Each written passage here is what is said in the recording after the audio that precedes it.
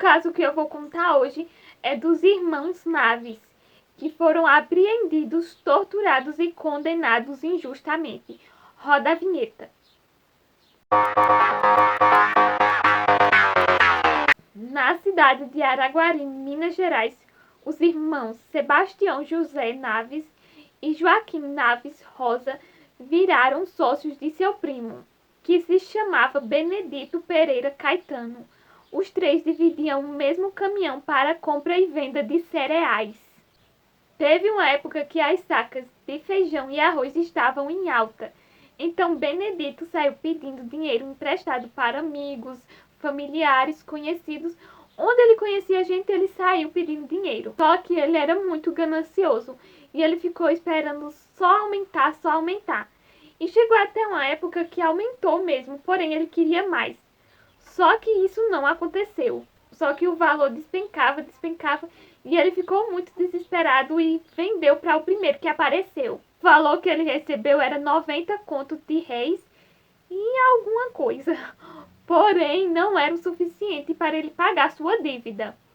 E no dia 28 de novembro de 1937, ia ter uma festa de inauguração da Ponte do Veloso.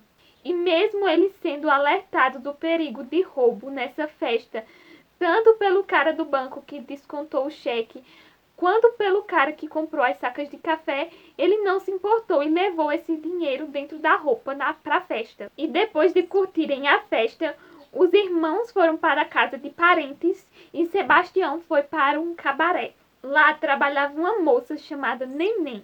Ele teria chegado a convidar ela para fugir com ele, só que ela não aceitou. Na manhã do dia 29, os irmãos Naves acordaram e perceberam que Sebastião não tinha voltado para casa.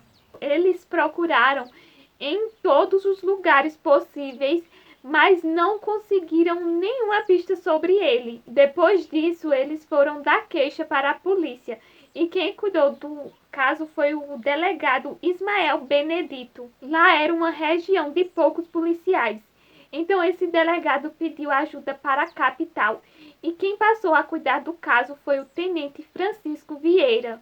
Esse cara era muito ruim, muito carrasco e disse que já sabia quem era que tinha sumido com Sebastião e apontou os irmãos Naves.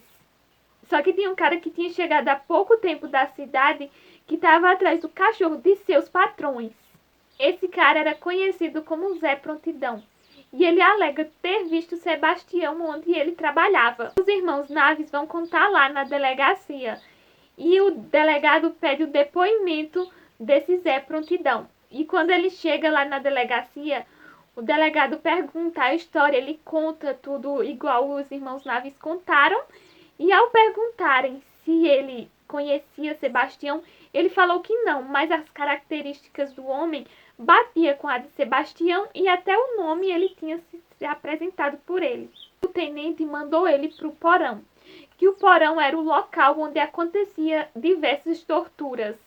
Ele passa 7 dias sofrendo diversas torturas e quando volta para um novo depoimento, ele muda totalmente a conversa dele e fala que os irmãos Naves que pagaram para ele falar aquilo. Aí o tenente manda prender todo mundo da família Naves, inclusive a mãe dos irmãos, que o nome dela era Dona Rosa, e na época ela tinha 71 anos. Era diversas torturas, inclusive de cunho sexual contra Dona Rosa. Inclusive, um desses irmãos Naves tinha uma criança de colo que ainda mamava. E essa criança veio a óbito dentro desse porão porque o leite da mãe secou. Independente do que eles passassem, a mãe deles sempre dizia para eles não confessarem um crime que eles não cometeram. Até que chegou o dia que o tenente e os policiais se cansaram de torturar a família, soltaram a família e deixaram apenas os 2 irmãos lá. Passou-se algum tempo e as torturas continuavam. E o tenente pegou os 2 irmãos e levou ele para um local perto de uma mata densa. O tenente mandou um policial pegar Sebastião e levar para dentro da mata e dar um tiro. Isso fez com que Joaquim confessasse o crime mesmo sem ter feito nada. Mas mesmo assim, ele confessando, o tenente ainda deu um tiro nas nádegas de Joaquim.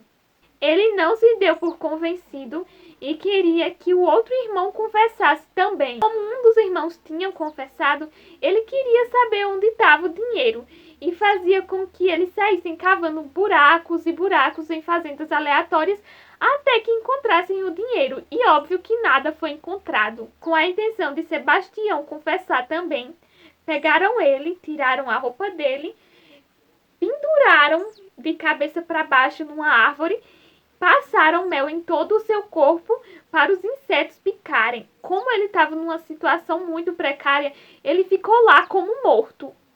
Essa tortura aconteceu na fazenda de um fazendeiro muito respeitado, que posteriormente encontrou o corpo de Sebastião quase sem vida. Ele o levou para sua fazenda e cuidou por um curto prazo de tempo até que ele ficasse um pouco mais forte. E nesse curto prazo de tempo, o tenente falou que ele tinha fugido e os policiais estavam à procura do irmão Naves.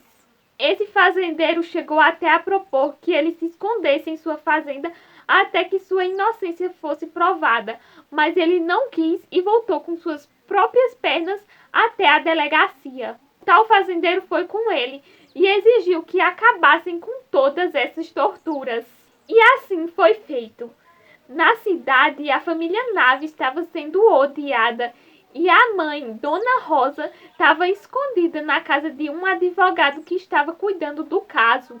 Chega o dia do julgamento e, apresentadas as provas, nos 2 primeiros eles são absolvidos, porém no terceiro não acontece a mesma coisa. Eles são condenados a 25 anos de prisão, porém quando eles são presos, por bom comportamento, essa pena diminui a 16 anos. Em 12 de agosto de 1986, eles conseguem liberdade condicional.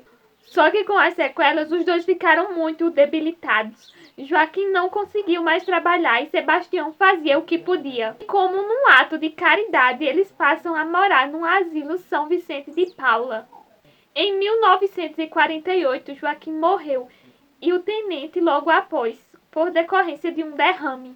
Em 1952, acaba se descobrindo que Benedito estava vivo, só que ele tinha se casado e mudado de nome. Ele já tinha até filhos e estava morando em Goiás. Ao retornar para Araguari, ele teve que ficar preso, porque senão ele ia ser linchado pela cidade inteira. Alguém precisava confirmar sua identidade e esse alguém era a esposa. Porém, quando ela vinha viajando para Araguari, o avião que ela estava pegou fogo no ar. Então o pai dele foi reconhecer ele na delegacia e contou toda a verdade. Ele falou que ele tinha ido para a casa do pai avisar que ia sumir, ia trabalhar para ver se conseguia o dinheiro para pagar sua dívida. Inclusive, pessoas avisavam a ele que tinha pessoas sofrendo pela morte dele. E mesmo assim ele não quis voltar. Ou seja, o tempo todo ele estava vivo. O pai dele sabia, mas ninguém contou nada. Depois disso, o governo pagou uma indenização que mal deu para comprar uma casa.